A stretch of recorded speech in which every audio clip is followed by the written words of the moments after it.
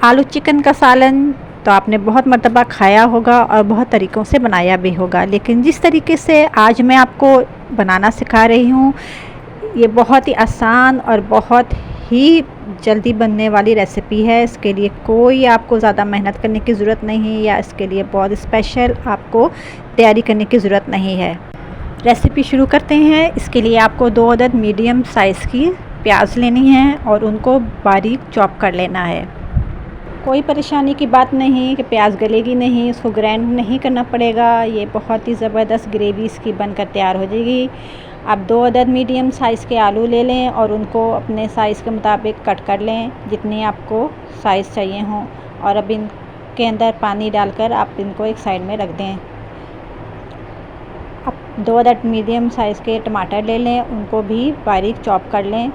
बहुत ज़बरदस्त ग्रेवी बनकर तैयार होएगी और सालन भी बहुत मज़ेदार होगा। अब 1 अदद देगची ले लें और उसके अंदर 2 बड़े चम्मच तेल के शामिल कर दें।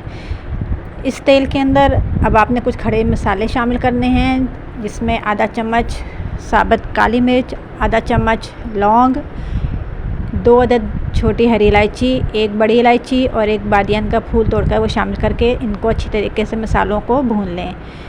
अब इसके अंदर आपने ज़ीरा शामिल करना है। 1 चम्मच ज़ीरा पहले नहीं डालना क्योंकि ज़ीरा बहुत जल्दी जल जाता है। और 4 से 5 अदद इसमें लाल मिर्चें साबुत वो शामिल कर दें और इनको भूनें।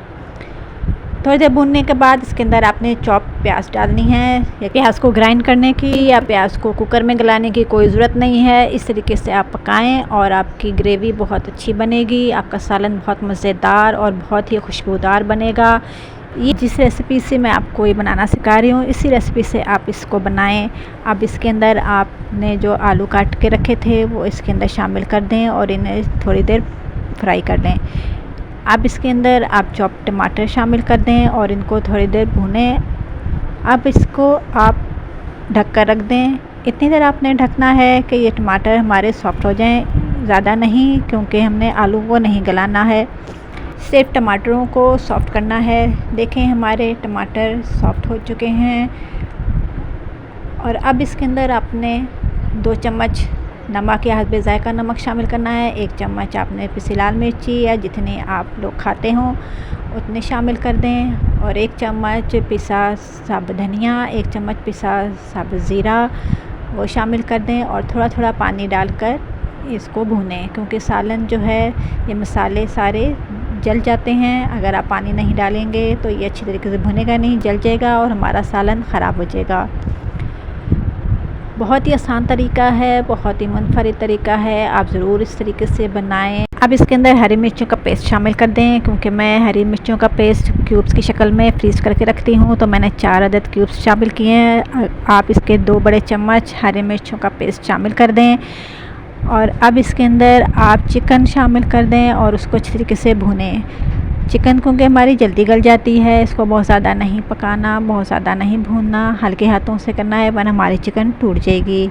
आलू चिकन का ये सालन बनाना बहुत ही आसान है और जायके में भी बहुत ही मज़ेदार है। इसे ज़रूर बनाएं। अब इसके अंदर आप पानी शामिल कर दें, जितनी आपने ग्रेवी रखनी है, जितना सालन का आपने शोरबा रखना है, उतना आप पानी डालकर इसे थोड़ी देर के लिए ढक कर रख दें। आपने इसे इतनी देर पकाना है कि हमारा चिकन और आलू गल जाएं और हमारा जो ऑयल है वो उसके ऊपर आ जाए। ऑयल ऊपर आने का मतलब ये होता है कि हमारा सालन तैयार है। 1 गड्डी आप धनिया की ले लें, उसे चॉप कर लें और 7 से 8 अदद हरी मिर्चें ले लें और उनकी डंडियाँ निकाल के रख लें। अब हम देखते हैं कि हमारा सालन तैयार है। ये देखें तेल ऊपर आ गया है, इसका मतलब है कि हमारा सालन रेडी है। इतनी ग्रेवी मैंने रखी है, आपने जितनी रखनी हो आप उतनी रख सकते हैं। अब इसके अंदर हरी मिर्चें वो डाल दें और धनिया जो हमने साबुत चॉप किया था वो डाल दें और 1 चम्मच पिसा गरम मसाला वो डालकर थोड़ी देर के लिए दम दे लें। ये देखें हमारा चिकन आलू का सालन बनकर तैयार है। अब इसे आप डिश में निकालें, मेहमानों को या घर वालों को सर्व करें। सबको बहुत पसंद आएगी। इसे आप दावतों में भी बनाकर मेहमानों को दे सकते हैं, बहुत पसंद आएगी। वो इसकी रेसिपी आपसे पूछे बगैर नहीं रह सकेंगे। वीडियो अच्छी लगे तो इसे लाइक और अपने प्यारों को शेयर कर दें और मेरे चैनल को सब्सक्राइब कर दें और बेल बटन को भी दबा दें। शुक्रिया।